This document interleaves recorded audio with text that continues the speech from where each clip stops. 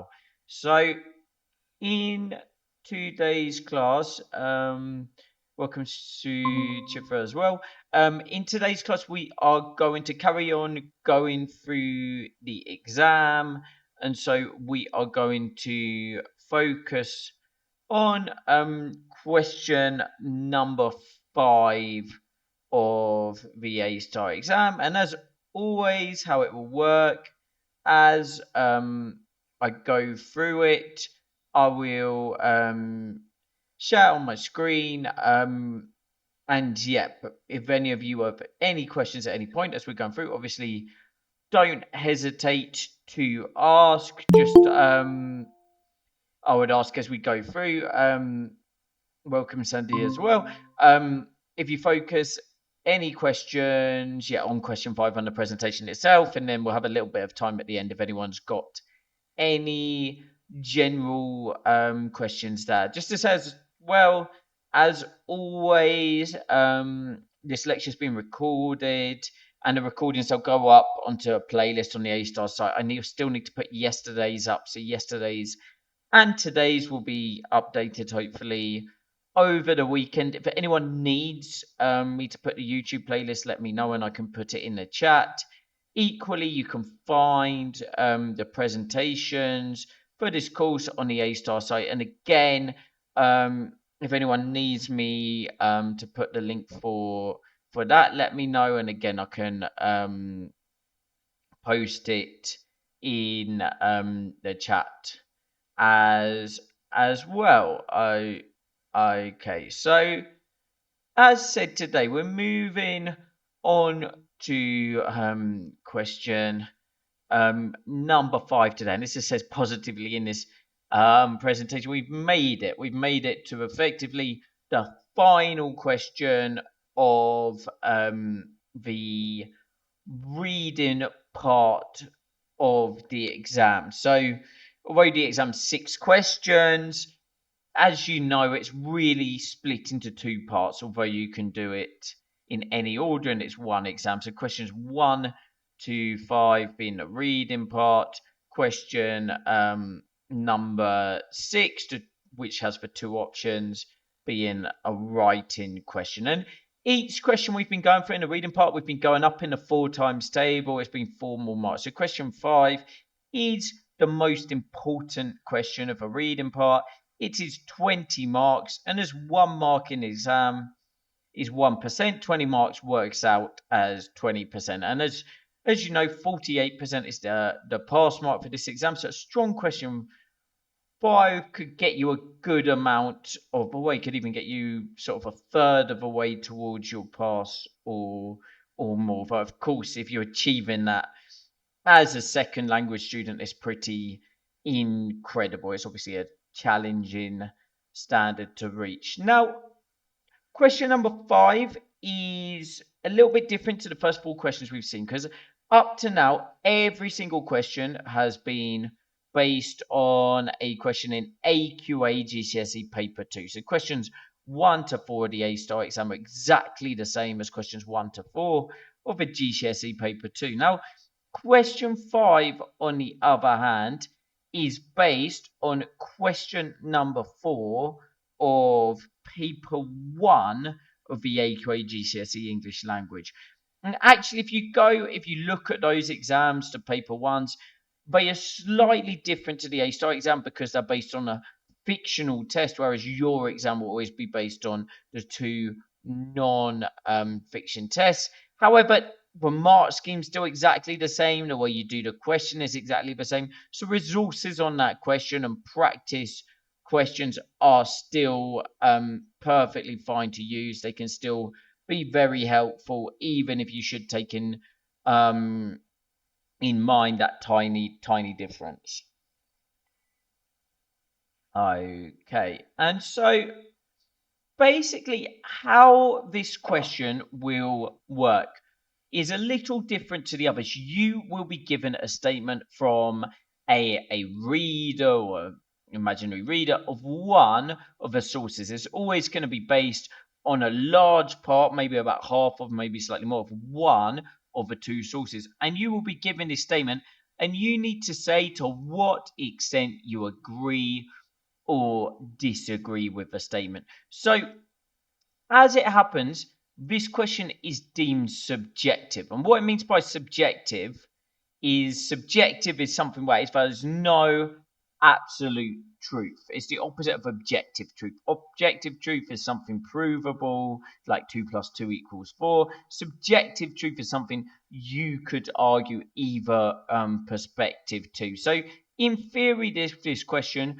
you could 100% agree with a student statement or 100% disagree and still score 20 out of 20. However, really, really important to remember, you are still in the reading part of the exam.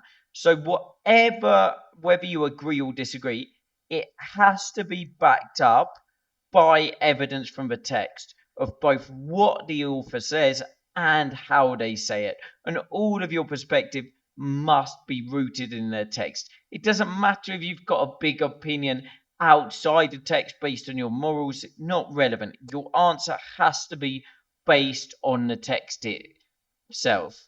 Now, often the statement, as we'll see with our example today, for this question, it can be split into at least two, sometimes even more parts. So it might be a student says la di la di la and la di da di di. And so you can split these two parts separately within your answer. And it might be you agree completely with one part and you partially agree or even disagree with the other part. Separating out the statement is going to make it easier to expand, also help you to add more depth and nuance, more subjectivity, more different sides to your answer. Okay. Now, to carry on from that, just like in the previous questions, we've looked at questions 2, 3, and 4. Welcome as well.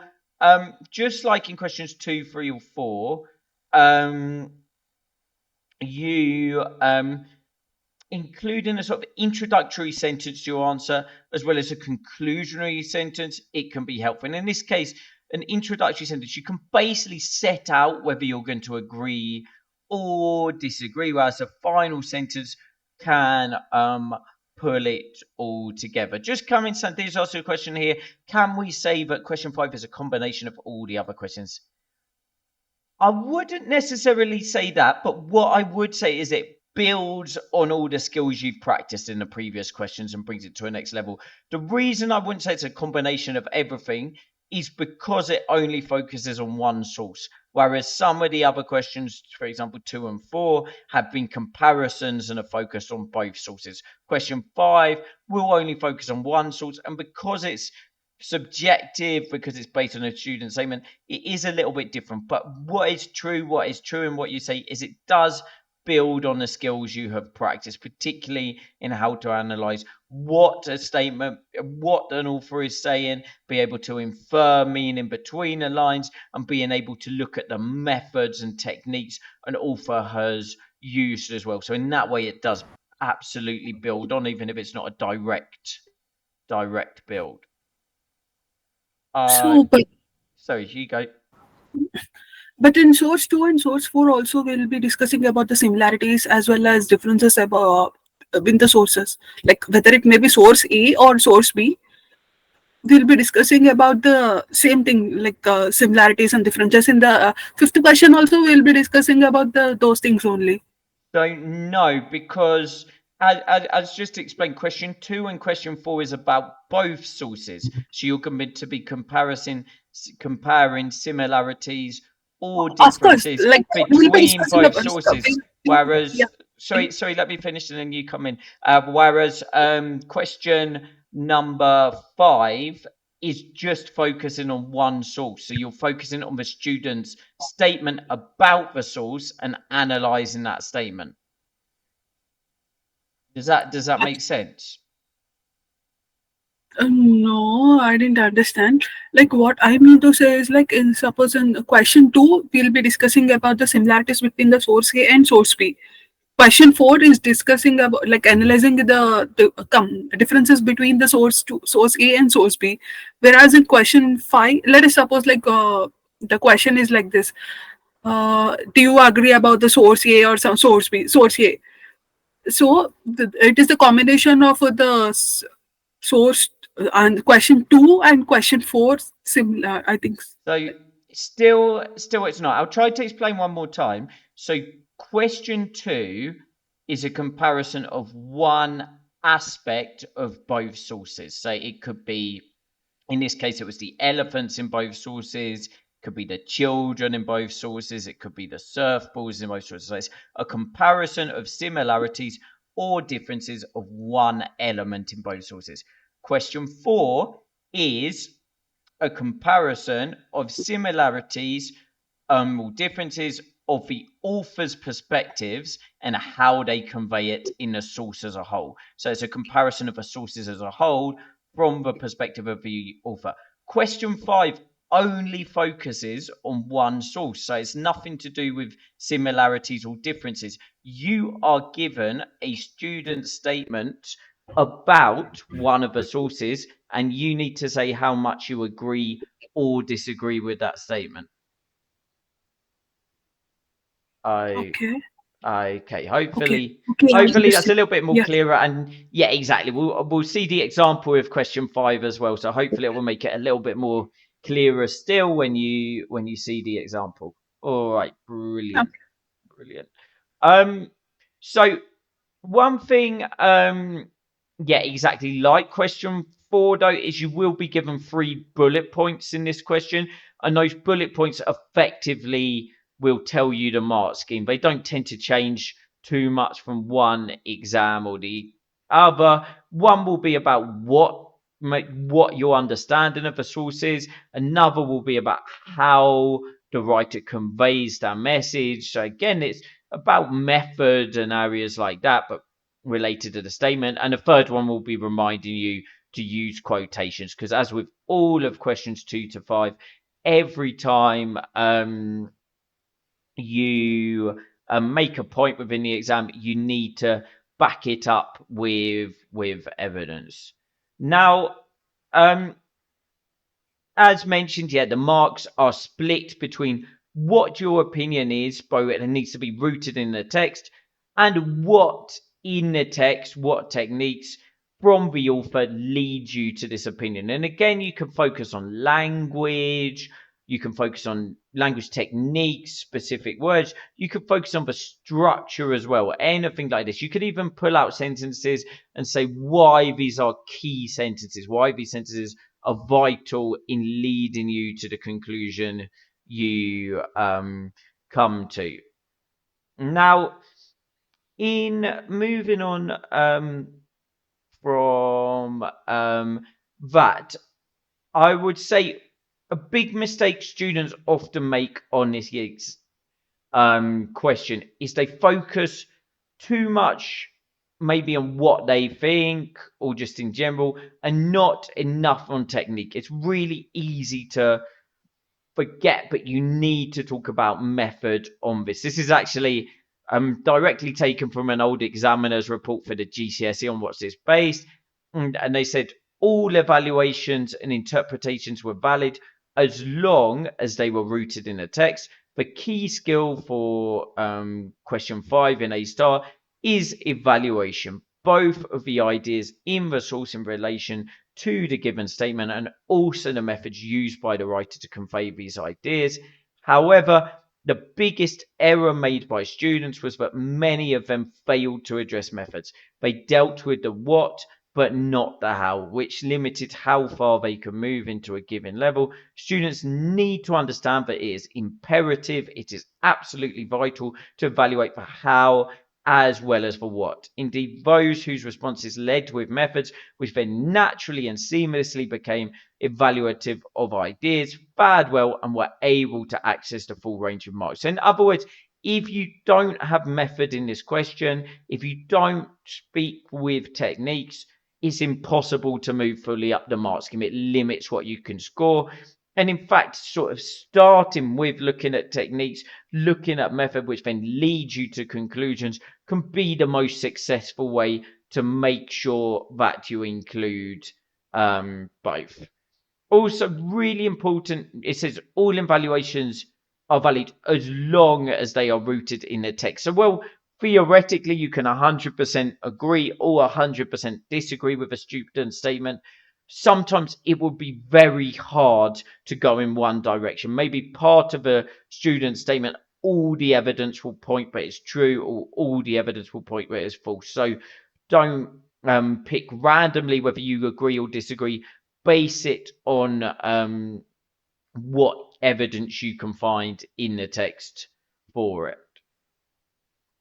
Now, I think one way it could be helpful almost on this question to think of it, to think of how you could do it. It's almost like you're a courtroom lawyer. So obviously, in a court case, defense and prosecution, at least theoretically, they should have access to the same evidence, but they will present it in a certain way to try and make a client look innocent or to make them look guilty. And it's similar here, whether you are agreeing with the student statement or you are disagreeing with the student statement, you will have access to the same text, but how you present the evidence, the quotations, the quotations you choose to use, it is going to change depending on whether you agree or disagree.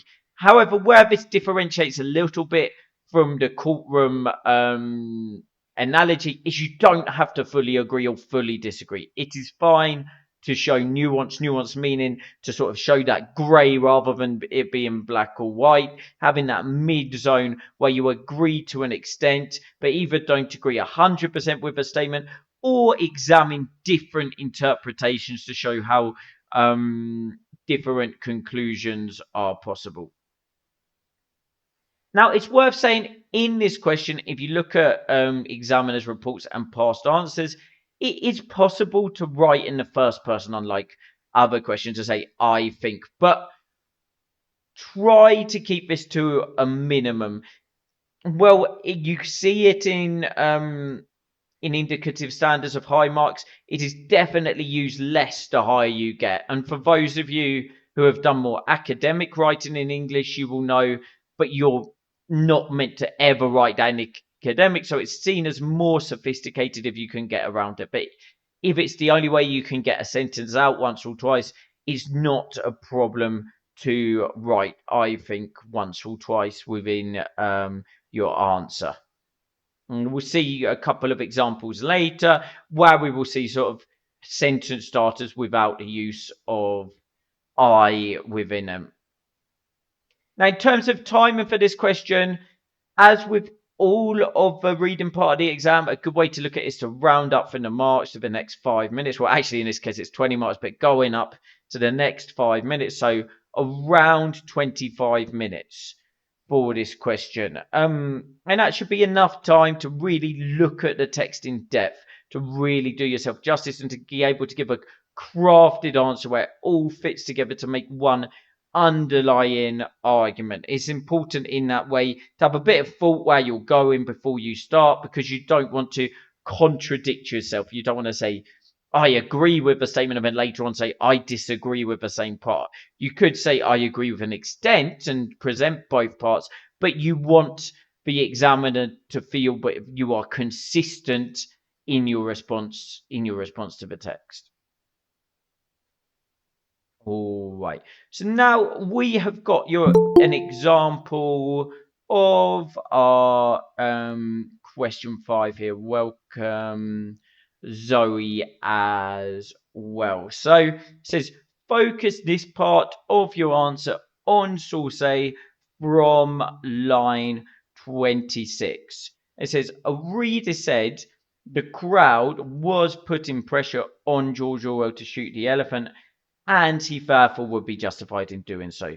To what extent do you agree? Then we've got, in your response, you could consider the reason the crowd was putting pressure on George, evaluate how the writer describes his feelings and whether this makes him seem justified, and support your response with references to the text.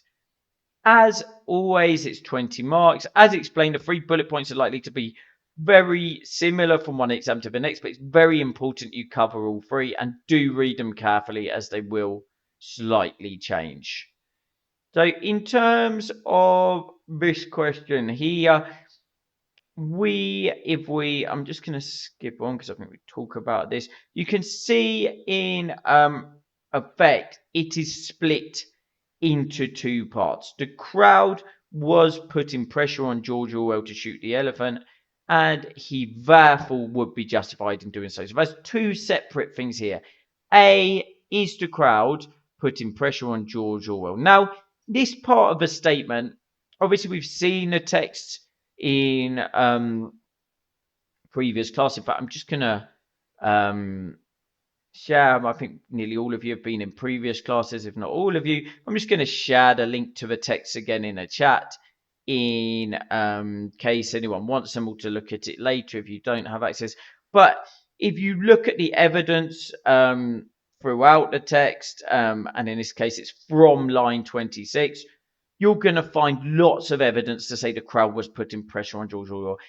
Although theoretically you could disagree, it would be extremely difficult to do so and make a justifiable case because really all the evidence points in that direction. However, then we've got the second part of this statement. He therefore would be justified in shooting the elephant. And the evidence is a lot less clear. There's evidence you could use to really go in any of 3 directions here. You could say Orwell was completely justified to shoot the elephant. That is evidence there for it. You could say he was not justified at all. Again, there's evidence which suggests that. Or you could come somewhere in the middle, and maybe that would be the easiest way to make a detailed, sophisticated answer, to say he was not justified, but his actions were understandable in the circumstance. So any of these 3 would be possible. Now, you might use the same evidence coming from different perspectives, but how you present the evidence should be in a way that backs up your answer.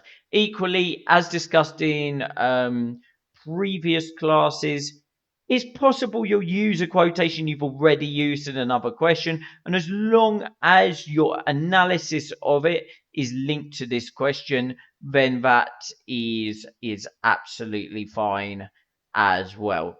Just looking at the mark scheme here again, it's like the bullet points we've seen. Evaluate text critically and support this with appropriate textual references. So it actually doesn't give all the detail of everything you need to do in this question because the skills have been building up. This question includes the skills we've gone through in AO1, AO2, AO3.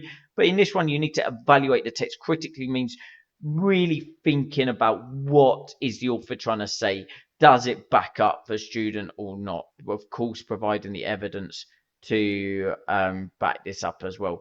Now, for this question, we don't have indicative standard response for an examiner. This is because this is an adapted GCSE, so this question is specially adapted for this course. But we can still see the mark scheme at different levels, and then we're going to look at a couple of general sample, shorter length, but samples of the type of writing and how you take on this question. So at level 4 of the mark scheme, the top marks 16 to 20 marks, is all about being perceptive and being detailed. So being perceptive, perceiving things, spotting things, but not everyone is going to spotting things, but many people will miss. Being detailed, adding lots of information to your answer as well. And a strong answer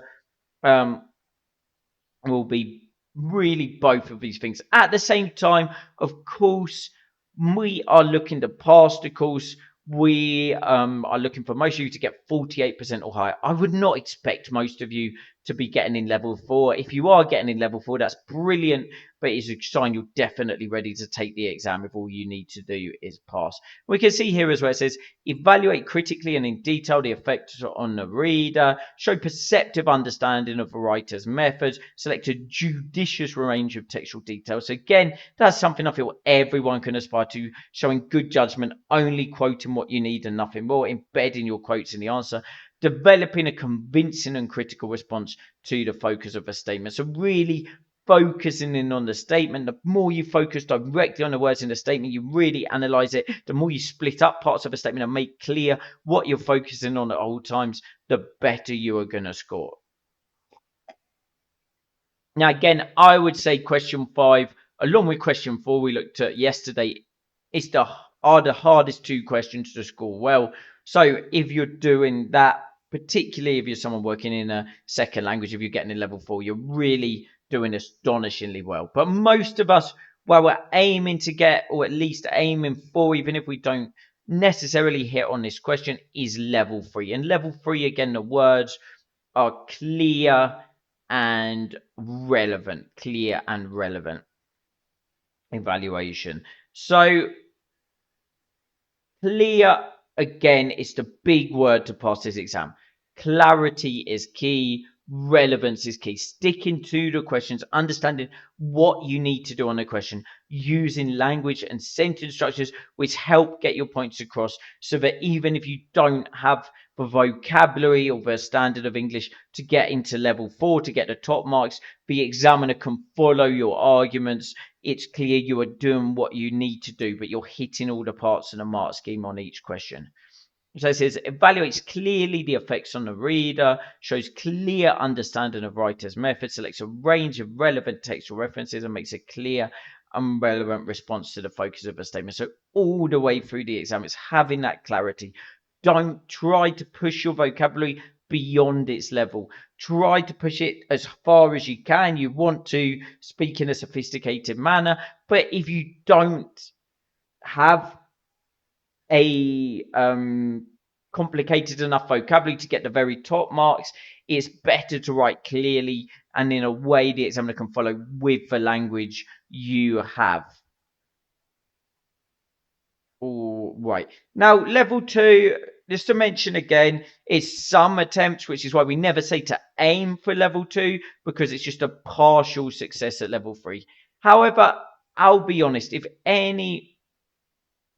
when I'm tutoring people privately for the exam, if they are scoring 10 out of 20, so a top level 2 on this question, I am really happy. This is not the question where I feel is easiest to make up the marks to get to that pass. It's a question you want to get a solid mark on the board, so that maybe in question 6, question 1, you can gain some marks. You finish the exam, you can get over the line. I've had students pass this exam, maybe scoring 7 out of 20 on this question. Of course, we want you to score higher than that, but it is a challenging question. So if you do find you fall into level 2, as long as you're doing other questions well, it's not something to panic about.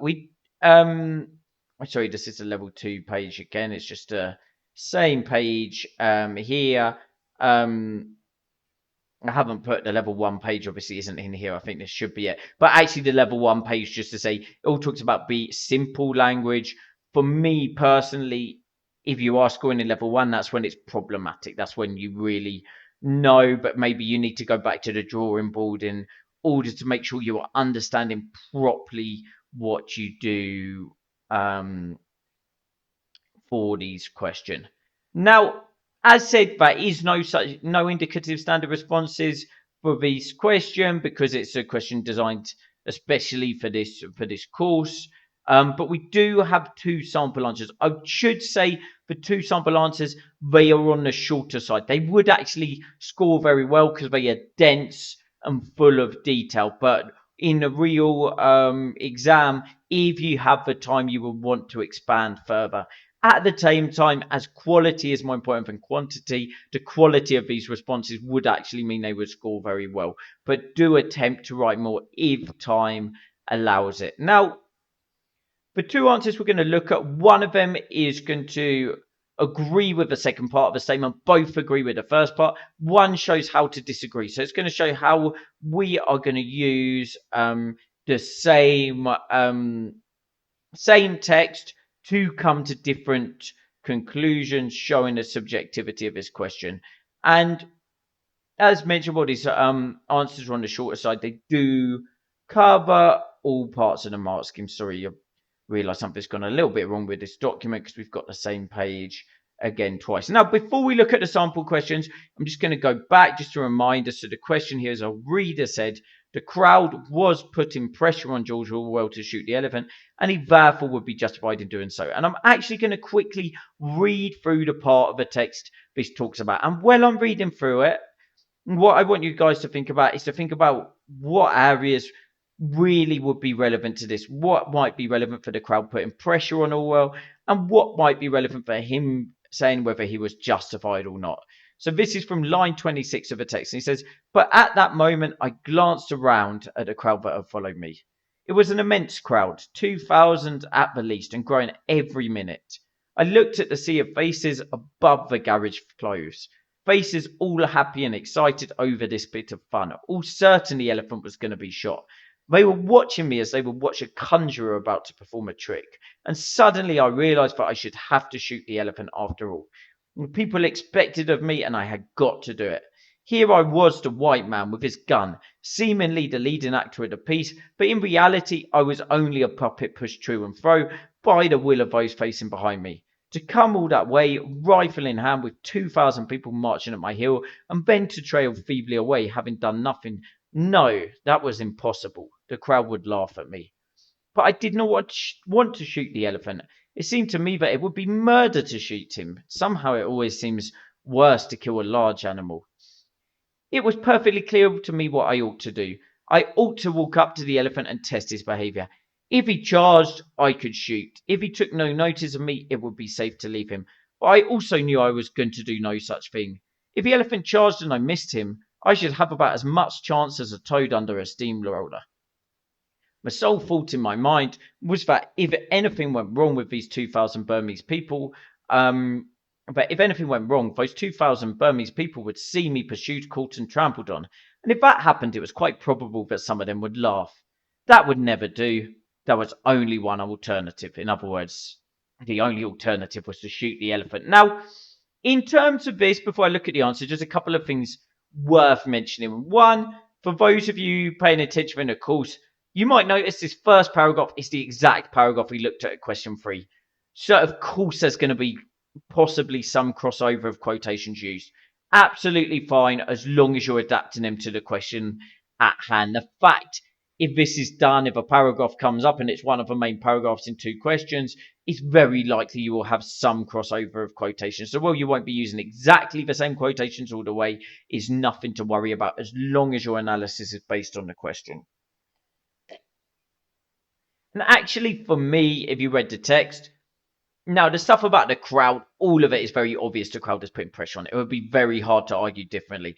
But equally, for me personally reading it, my personal interpretation would be that Orwell knew he wasn't justified to shoot the elephant. He makes very clear he sees it as murder. He says it's perfectly clear what he ought to have done, which is to not shoot the elephant unless he absolutely had to. And he says very clearly that his motivation is a fear of laughter. So I would come to that conclusion personally. But as we will see from our 2 sample answers, it is absolutely possible to argue that part of a statement from different perspectives. Okay, so our first sample answer is here for arguing that George Orwell had pressure but was not justified.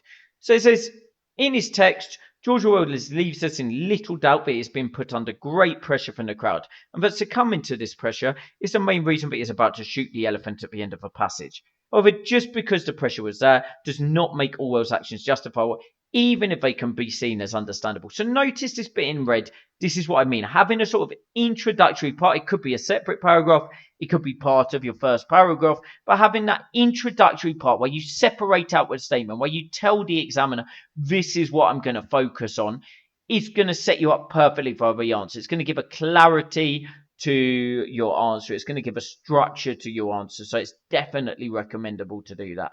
Now we're going to focus from this part in black on the first part of the statement. The size of the crowd, the expectations and the effects, but these have a clear throughout the text. For George looking out at a sea of faces, seems impossible to resist the crowd's tide. Orwell continues to metaphorically show throughout the text the control that this large crowd had over him. They are the puppet masters pulling his strings, and as a result he no longer feels like the leading actor in this play. So notice how we've got different quotations. embedded within our answer. We're analysing them from a language perspective, they're metaphorical, we're explaining the meanings of the words as well, but equally we are analysing what this tells us too. So we're touching all 3 bullet points for this question at once. It is immediately after acknowledgement by George that Crowd is certain that he will kill the elephant, but he suddenly decides this is what he will do. The use of the adverb demonstrates how abrupt this change is, and it is undoubtedly caused by a fear of the crowd's reaction if he doesn't comply with our wishes. So here we have focused on an adverb, we've pulled it out, we've analysed it. Now, just to say, the quality of the writing here is level 4, so if you don't have this level of vocabulary, don't panic. You don't need it in order to pass. It's better to explain things in your own language, even if the level may be a little bit lower. But the way that the quotes are analysed from a language perspective, but also from a meaning perspective, but we've got in technical words, talking about metaphorical language or adverbs, but we've also just got talking about what it shows. This is something to look for. In terms of maybe expanding an answer further, we could have gone into more depth about all this language. There's other areas we could potentially focus on here as well, but we could definitely analyze these quotes further. We've done it in quite a short manner, but we are hitting every single part of the mark scheme. So actually, even though this is very short, it would score extremely high in the exam. And then we go on to the second part. It says, however, just because Orwell succumbed to the pressure of the crowd, this does not make Orwell's actions justified, and he himself makes this clear. He is not choosing to shoot the elephant out of a fear for him or the crowd, even if an elephant could crush him like a toad under a steamroller.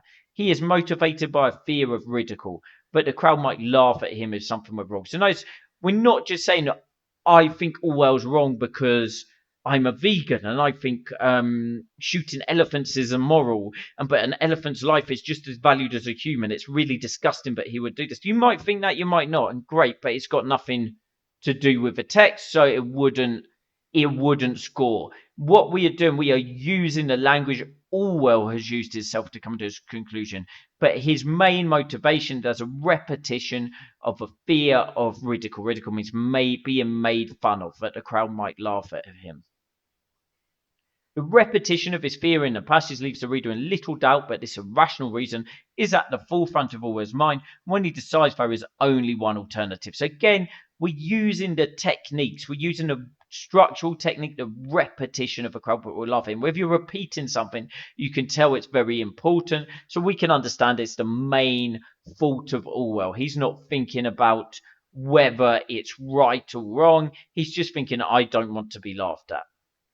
In fact, Orwell himself compares shooting an elephant to murder.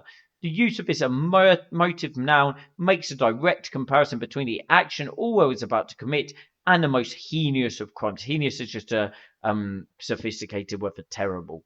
To commit such an act is the opposite of just, and therefore it's hard to make a compelling case for Orwell is justified, even if it is understandable that the crowd's pressure influenced him. So we've linked it back to the first part. We've added in a little bit, but it's understandable.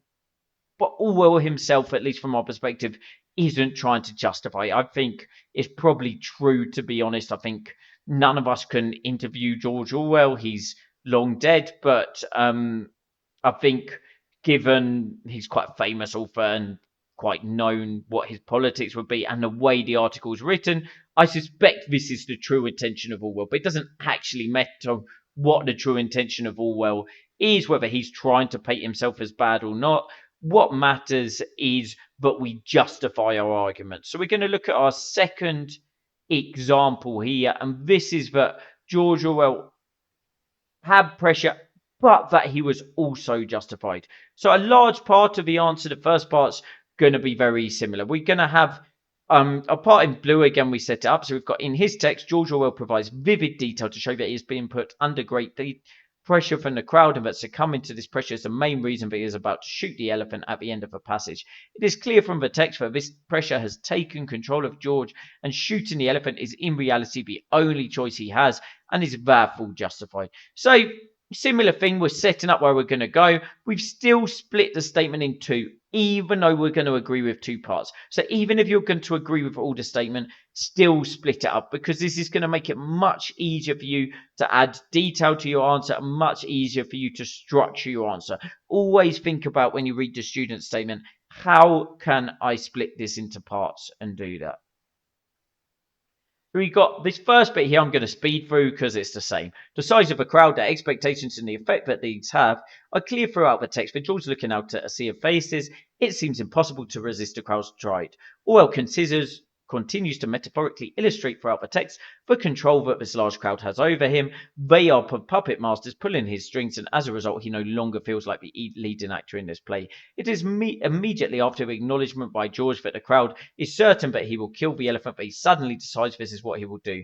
The use of the adverb leaves us with little doubt how abrupt this change is, and it is undoubtedly caused by a fear of the crowd's reaction if he doesn't comply with our wishes. So again, same conclusion, same evidence. Again, you could definitely go into further depth, analyze these words further, pull out some other things to show this even more. But what would be extremely hard to do would be to argue that the crowd wasn't putting pressure on Orwell, because all of the evidence from the text points in that direction, but everything is about him, in effect, giving up to the crowd's pressure.